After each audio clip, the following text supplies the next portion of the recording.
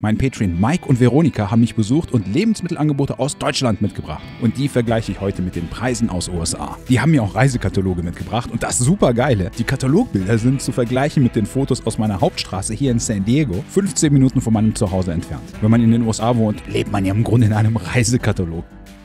USA, Westküste, Westküste. Also nochmal zur Info, wo wir uns gerade befinden. Wir befinden uns in immer noch San Diego County. Ne? Immer noch San Diego. Ja, das sieht so ungefähr so aus, so wie wir so gerade sind. Ne? Ja. Fantastische Bilder, wo man auch hinschaut. Außerdem haben die Dr. Pepper Zero aus Deutschland mitgebracht. Meine Güte, Mike, was habt ihr da für einen Aufwand auf euch genommen? Wahnsinn! Denn viele haben immer in den Kommentaren geschrieben, Dr. Pepper gibt es doch in Deutschland auch. Das habe ich bezweifelt und so haben wir den Geschmacktest gemacht. Das Resultat ist erschreckend. Das zeige ich euch heute auch.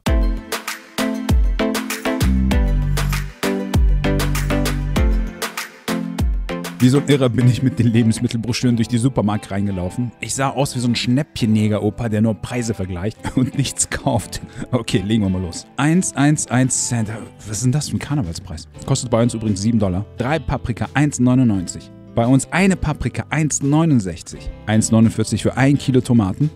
Halb so viel bei uns, 2,99. Erdbeeren, 2,99 versus 7,99. Wir kaufen die trotzdem, haben ja keine andere Wahl. Champignons, unter €1 bei euch. Also solche Preise gibt es hier gar nicht. Also im Cent-Bereich, das Wort Cent haben Amerikaner schon vergessen. Frischkäse für 99 Cent. Das ist so unfair. Die kosten bei uns im Angebot ja schon $8. Ja gut, das ist nicht die gleiche Marke, aber die anderen sind jetzt auch keine 99 Cent. Apropos Käse, wieder diese Cent-Angebote bei euch. Ey, zum Neid wahnsinnig werden. Wenn du hier in Amerika für unter $2 Käse kaufst und die Packung öffnest, ist da allerhöchstens ein Bild von einem Mittelfinger drin. Ansonsten schaut euch mal an, was hier in San Diego Käse kostet. 2,49 für Heinz Ketchup in Deutschland. 5,99 kostet das hier. Oder Bio-Heinz für $9 geht auch. So manch einen Deutschen nenne ich auch mal so, ne? Du Bio-Heinz. Haribo-Bärchen, 69.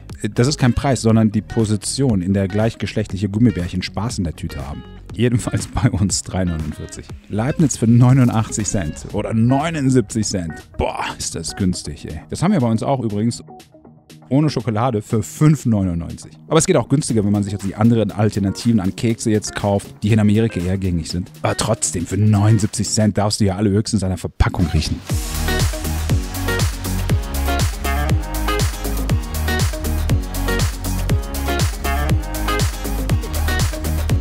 Hier mein Beispiel, was eine Mini-Verpackung Balsen bei uns kostet.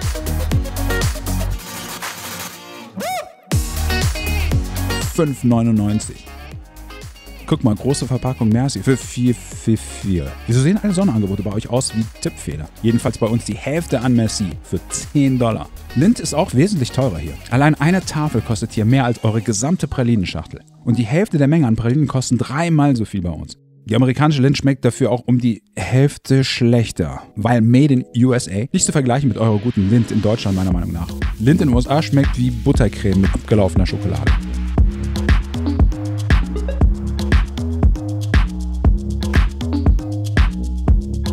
Rittersport haben wir auch. Eine Tafel kostet hier $5, das ist normal. Bei dieser Gelegenheit habe ich auch einen Adventskalender gesehen. $60 kostet das bei uns. Was kostet es bei euch? Schreibt es mir gerne in die Kommentare. Müsli und gesunde Sachen sind hier aber auch sehr teuer. Und auch AG1 gibt es hier. Kleiner Scherz, das habe ich ins Regal selbst hingelegt. Denn jetzt kommt das aufwendigste Sponsorvideo, das ich je gedreht habe. Eine kleine Unterbrechung für meinen heutigen Sponsor AG1.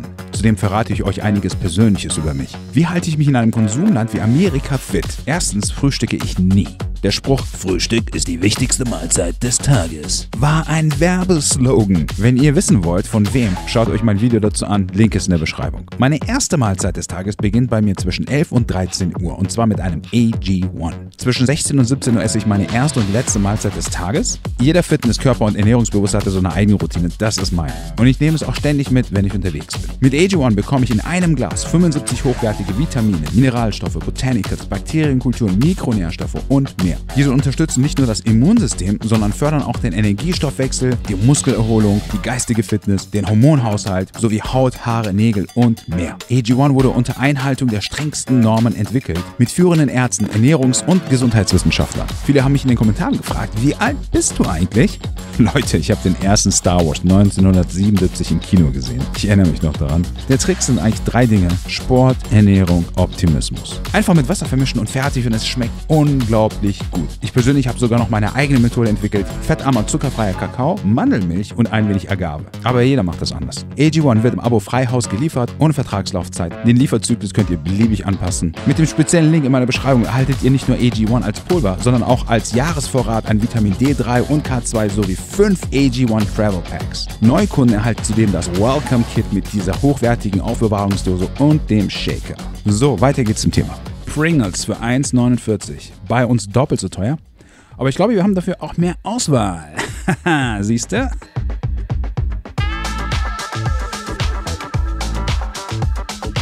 Dalmar Prodrum oder sowas.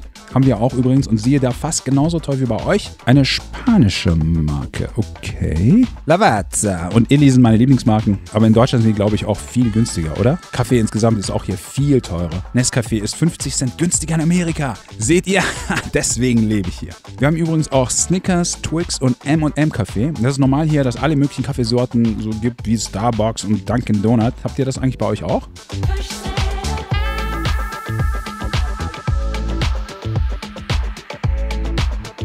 Dr. Oetker, die original kanadische Marke. 3,49 $ bei uns. Ja, das mit den anderen Ländern, das haben die Amis nicht so gut drauf, wie ihr seht. 1,99 für Duschgel ist mein persönlicher Hammer. Bei den Preisen hier in den USA bin ich längst wieder auf Seife umgestiegen. Vielleicht versteht ihr auch warum. Und schaut euch mal diese Miniaturverpackung für 7,49 $ an.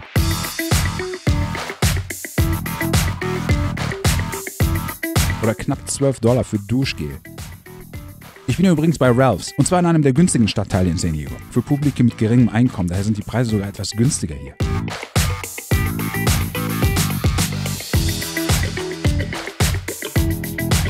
Shampoo kostet daher nur 9 $ statt 11 $, daher ist alles reduziert.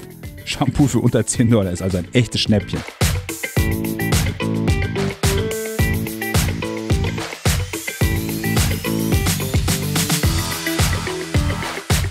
Hauptsache viel Auswahl. Persil für 5 €. Ha, ha, ouch. 22 $ kostet das bei uns in einer Babyverpackung. Ich fasse alles an, damit ihr so die Größenverhältnisse mitbekommt. Ansonsten bin ich ja nicht so der Warengrabscher. Warengrabscher.de. Ob der Domainname noch verfügbar ist? Das wäre auch so ein cooler YouTube-Kanalname. Wisst ihr so, kennst du den YouTuber Warengrabscher? Voll die coole Socke, Alter. Grabscht alles, kauft nichts. Jetzt habe ich gar nicht die Saftpreise hier kommentiert. Soda wieder unter 1 €.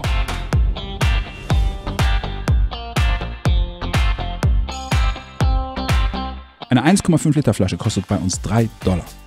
Bei euch die Butter für 1,39 €. 6 $ hier.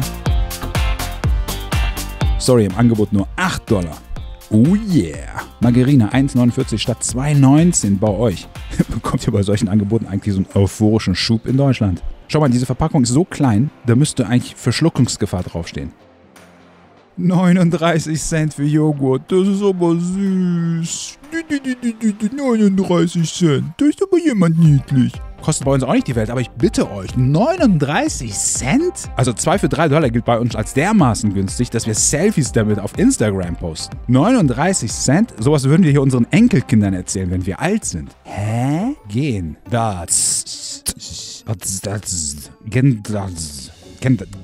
Gehen. Geht das? Gehen oder geht das? Kann auch bei uns keiner aussprechen, da haben wir was gemeinsam. Die Verpackungen sind so klein, ich habe gehört, das ist jetzt ein Geheimtipp unter Eisenbahnmodellbauern.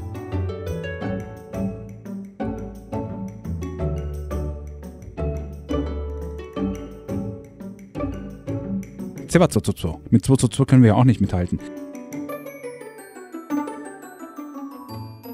Bei diesen Preisen lohnt sich der Bau einer neuen Küche, statt es sauber zu machen. Die neuen Einwegküchen von Ikea. Nie wieder sauber machen. Kochen, ganze Küche wegschmeißen.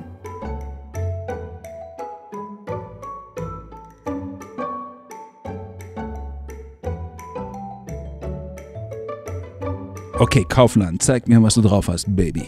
Dieses Produkt heißt Langewische Butter 1,79. Übersetzt ins Amerikanische Ham. Hier ist so wenig drin, dass selbst Vegetarier Mitleid mit uns haben, habe ich gehört.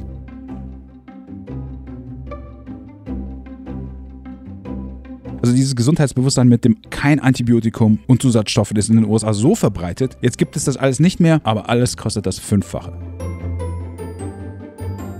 Gutfried. So lese ich das. 1,49. Also Geflügelaufschnitt unter $5 in Kalifornien kann zu einer neuen Religion führen. Man würde diese anbeten. Dein Fleisch komme, dein Discount geschehe. Unser täglich Schnäppchen gib uns heute und vergib uns unsere Teuerkäufe. Und führe uns nicht in die Delikatessenabteilung, sondern erlöse uns von der Preissteigerung. Denn dein ist das Rind und dein das Grill zu unschlagbaren Preisen. Njam, njam. Joghurt mit der Ecke. Geil, habe ich schon lange nicht mehr gehört. Für 35 Cent würden Amerikaner den Joghurt wegschütten und die Verpackung weiterverkaufen. Wir haben das gleiche auch hier für 1,99. By the way.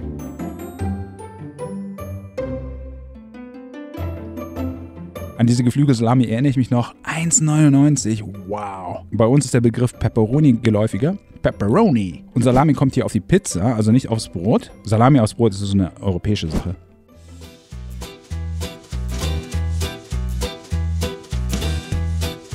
Marmelade für nur 1,89 bei euch. Wenn Marmelade in den USA so günstig wäre, dann würden Paparazzi Fotos davon machen. Oh Gott, der Witz war so schlecht. Jetzt habe ich einen besseren Witz. Warte mal. Dann wären wir hier alle Marmeladere.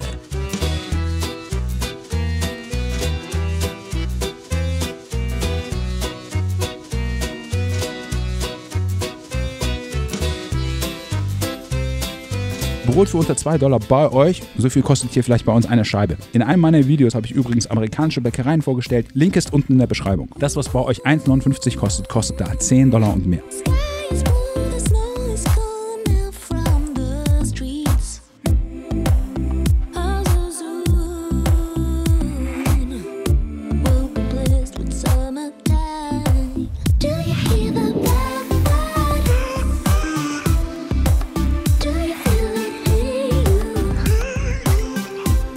English Muffins und Bagels sind hier auch entsprechend alles andere als günstig im deutschen Sinne. Barilla 99 Cent versus 3,79 bei uns und auch nur 454 Gramm statt bei euch 500. Kokosnussmilch für 1,39, bei uns 5,99. Olivenöl, auch noch Bio, für 5 Euro. Das hat mich geschockt, Leute. Das sind die Preise bei uns. Das Einzige, was bei uns so günstig ist wie bei euch, ist Öl aus der Sprühdose. Ich zeige euch mal unsere Eier. Ich weiß nicht, was die bei euch kosten, aber schreibt es mir gerne, damit ich mich anschließend aus dem Fenster stürze. Ich wohne übrigens in einem Haus, was nur ein Erdgeschoss hat. Schaut euch gerne mein Video an, wo ich mein amerikanisches Haus zeige. Link ist unten in der Beschreibung. Hier auch mal was für Vegetarier. In Amerika gibt es sehr viel an Veggie-Fleischsorten. Die findet man mittlerweile überall.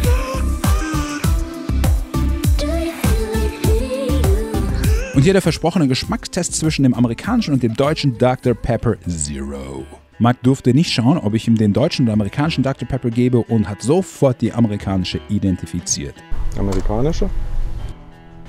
Wow, wie hast du es gemerkt? Süßer. Süßer, ne? Ja, das ist das, was ich meinte, so ein bisschen fruchtiger. Und jetzt trinkt er den deutschen Dr. Pepper. Da fehlt was. Da fehlt was, ne? Der ist nicht so süß. Der ist nur so mehr, ich hab gesagt, der amerikanische ist aromatischer. Ja. Und die schmeckt sogar ein bisschen, nicht, ja, bitterer.